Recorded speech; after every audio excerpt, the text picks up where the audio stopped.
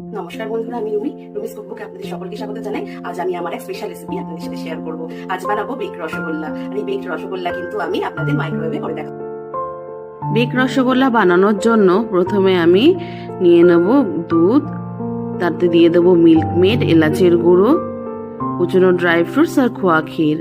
ফ্লেমটাকে লো রেখে অনবরত নাড়তে থাকবো। নাড়তে নাড়তে একেবারে ঘন ক্ষীর যখন হয়ে আসবে, তারপরে একটা বেকিং ডিশে ক্ষীরের এই লেয়ার আমি দিয়ে দেব।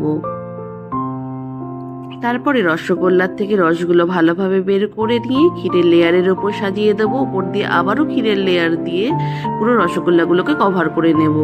এমন একটা স্ট্যান্ডের মধ্যে মাইক্রোওয়েভে বসে 180 ডিগ্রিতে 10 মিনিট প্রথমে বেক করে শেষে 10 মিনিট আমি গ্রিল করে নেব। তাহলেই কিন্তু এমন পারফেক্ট কালার আসবে। তারপরে কিছু কুচনো ড্রাই ফ্রুটস নিয়েছি, সেগুলোকে রোস্ট করে উপর দিয়ে ছড়িয়ে কিছু রোজ পেটাল দিয়ে